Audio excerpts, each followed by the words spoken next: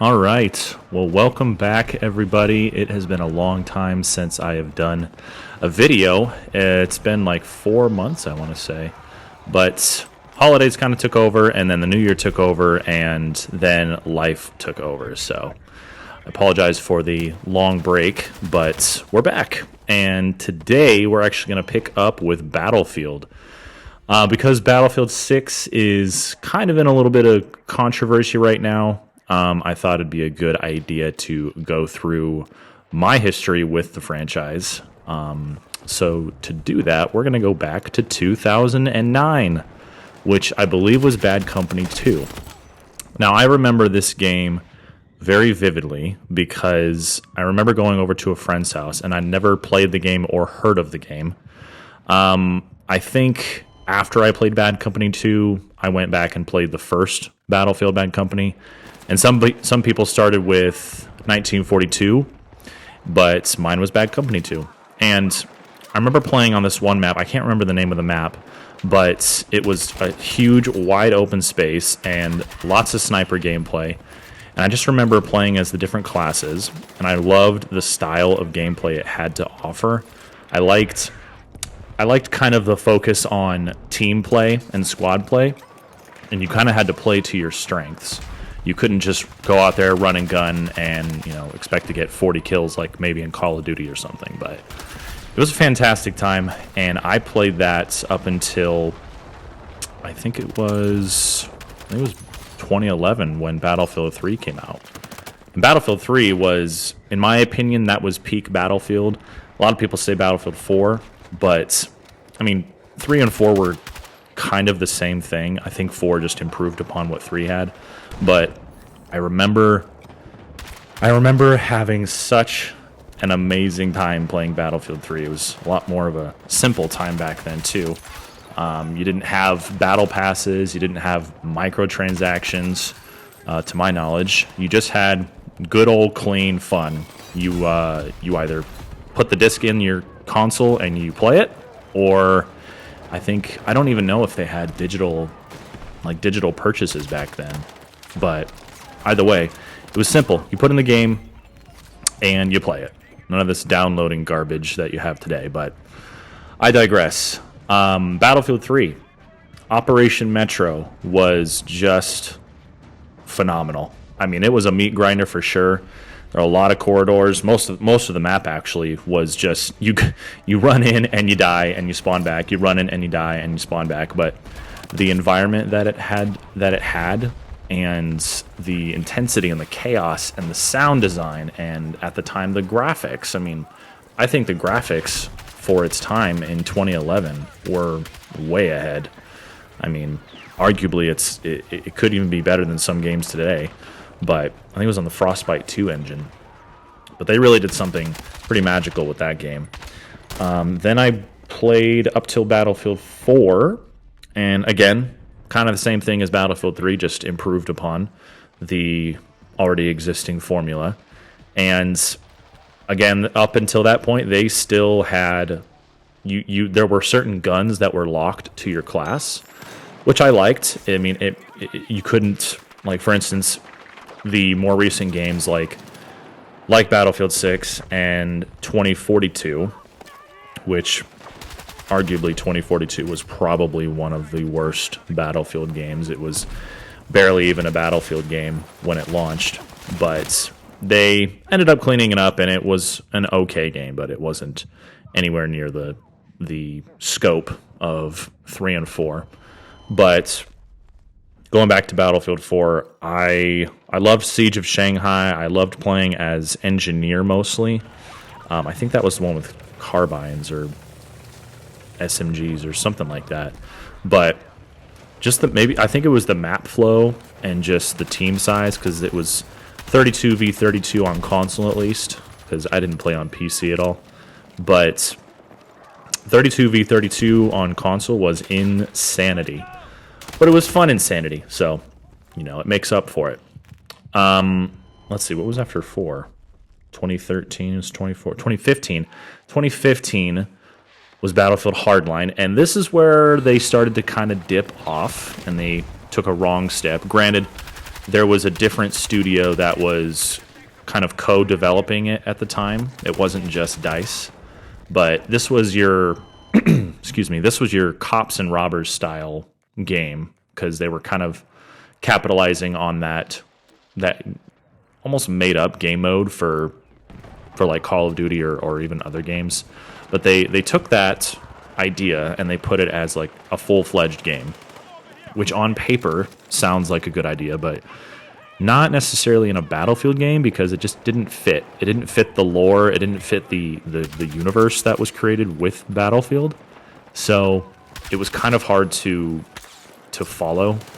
I don't even think I finished the campaign back when that came out. I got bored pretty easily, and the gunplay just wasn't what I was expecting. It was a smaller scale game. It wasn't a fully, it wasn't a Battlefield 4, 2.0. It was just an idea. It was a trial and an experiment, and depending on who you ask, it was either a huge success or a huge failure. And I think at the end of the day, it was kind of a failure. But I can't deny that you want to try and shake up the formula, even though the old formula with the older Battlefield games wasn't broken by any means. And I'm a firm believer in, if it ain't broke, don't fix it. But I can respect that they wanted to change it up and just try something different. I can respect that with any studio that tries that, if it's done the right way and it's what players actually want, or if their feedback is leaning more towards trying to experiment. But anyways, Hardline kind of dipped off a little bit.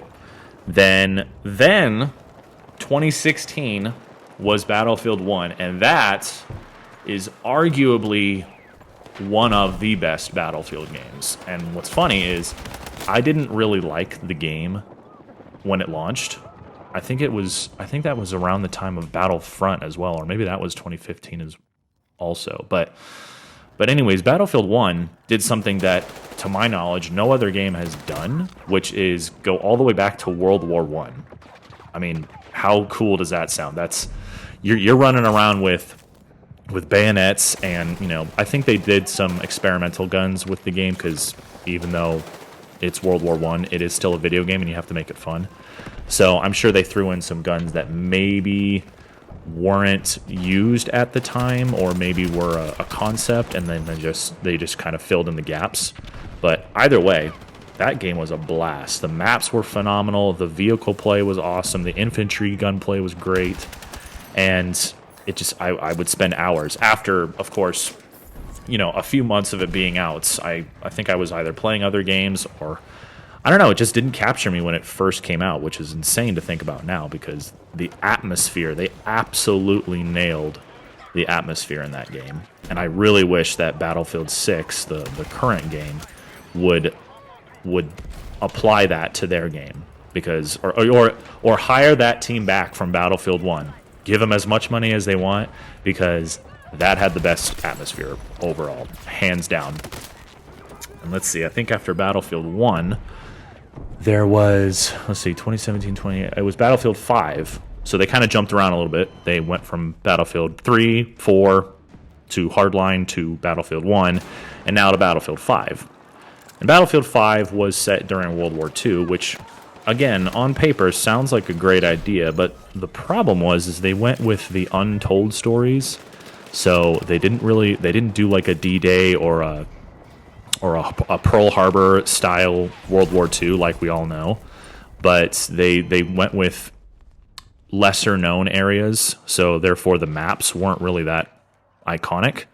I mean, there were a few that were pretty good, but overall, I think Battlefield 5 just was another miss. Not as big of a miss as Hardline was, but they did add some pretty cool features. I think that was the one where they added ducking while running, so you're less likely to get shot. So that was a pretty cool mechanic. And I think that's when they also added squad, like someone in your squad could revive you even though they weren't a medic, if I'm not mistaken. So that was a cool feature. And I can't deny the graphics were great. So they did a solid job with the visuals. I think it was just the rest of the game, the rest of it surrounding the core gameplay wasn't the best. And it kind of dipped off as a year or two went by. But then they brought out this DLC, which was the Pacific, and that was more akin to what we know about World War II, the more known stories with, you know, the Japanese. And that was phenomenal. Iwo Jima was probably my favorite map in that game. And it kind of rekindled what was lost when it initially launched. So, great game. A lot of fun. I think that's also when they introduced Firestorm, which was their version of Battle Royale, trying to compete with Fortnite and no, Warzone wasn't out then. They were trying to make their own Battle Royale though, so, and I don't think it was successful. I played it once, didn't like it, and I never played it again. So, but you know, that doesn't define success. I'm just saying. So, pretty decent Battlefield game. And then we go on to, oh gosh, then we go on to Battlefield 2042. This game broke me. I mean, the trailers, of course, made it seem like it was going to be the best Battlefield, and we're going back to our roots, and it was touching on nostalgia from previous moments in Battlefield franchise history. And then they totally pulled the rug out from under us, and I think the game was even supposed to be a different style entirely. Like, it wasn't supposed to be Battlefield. It was supposed to be a shooter, a hero shooter, I think, trying to chase trends yet again, like with Overwatch and stuff. But it just fell flat on its face. And then, of course, like a year or two into its life cycle, then they decide to add classes back, because they didn't even have, like, they had classes, but it wasn't anywhere near, like, there was no weapon lock, there was no, I don't even think there were, like, gadget locks, or it wasn't as extreme as it was in the past. So, I mean, it's kind of just free range. Like, at first I was okay with being able to use any gun with any class, but then you run into a recon or a sniper whom you imagine would have just a sniper rifle, or at least a DMR, but they have a fully automatic SMG or assault rifle, and they just melt you. So you are caught off guard, and wasn't too pretty. But by the end of its life cycle, it turned around a lot of things that it did wrong. So I commend them for that, but I can't really give them a whole lot of credit. I mean, they messed it up pretty hard in the first place, and we're all thinking the same thing when that game launched. Like, who were you listening to? What fans wanted? Who actually asked for this? Because it wasn't the players. If it was your investors or the publisher or EA seems to think that that's what people want, dead wrong. But anyways, moving on from that dumpster fire, we get to Battlefield 6, which I actually like Battlefield 6. I think it is a return to roots for sure. I mean, Battlefield 3 and 4 were the kind of the inspiration for this game, and it shows. I mean, they even got it down to like the death screams, which sounds weird, but they have the death screams when you shoot somebody and they die, their character like lets out this yelp that is very, very close, if not the same thing as 3 and 4. So I respect that, and I love that. The maps were a little small. There's not that many big maps, so I think that they need to work on that. And 2, they have a battle pass system, which in theory it sounds like a great idea, like a live service thing, but here's the problem with live service is you have to give us content to play. You can't just give us a half-baked product, give us one map a season. I think they're releasing 2 maps this season, since we're on season 2. And again, I'm a little late to the game when it comes to Battlefield 6, and it's been out since October, but I'm trying to give this game the benefit of the doubt. And I know that EA just fired a bunch of people there, even though the game was very successful, and I think it was the best-selling game in 2025, even beating Call of Duty, which is nuts to think about, because Call of Duty has been king for such a long time. But Battlefield 6, I love the core gameplay. I like the sounds. I like the sound design. I like most of the maps. I just think they need to be a little bit bigger, and I think there's a lot to tweak between vehicle and infantry gameplay. There's a balance that needs to be struck, and it's just not there right now. There's a lot more complaints from other people, like weapon progression and just maybe progression in general.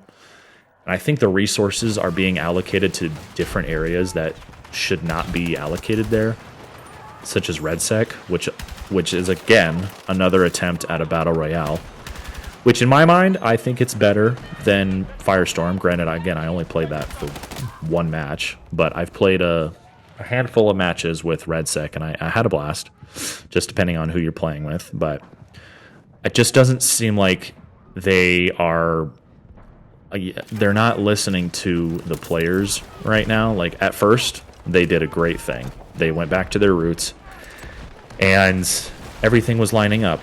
Season 1 released, and it was just very lackluster. It only released 2 maps, which in the past, with Battlefield Premium, they would release 4 maps at the very least, with like 10 guns and like 5 new vehicles. They would add a ton of content. Granted, you had to pay extra for that, and it would kind of split the player base. So I see why they went away from that model. But the Battle Pass system, we're getting less content. We're getting drip fed, and there's just not enough to play. As the months go on, we have to wait like 2 months for a new map, and it's just not enough. I know everybody else is saying that, but I agree. It's just not enough, and we need more. Because we like the game. I like the game. I want to play the game. I want to enjoy the game and give it high praise, but I just can't with its current status. So, anyways, guys, that is going to wrap it up for this video. Again, sorry for the long hiatus. I will do my best to not do that again and try to keep a more regular schedule.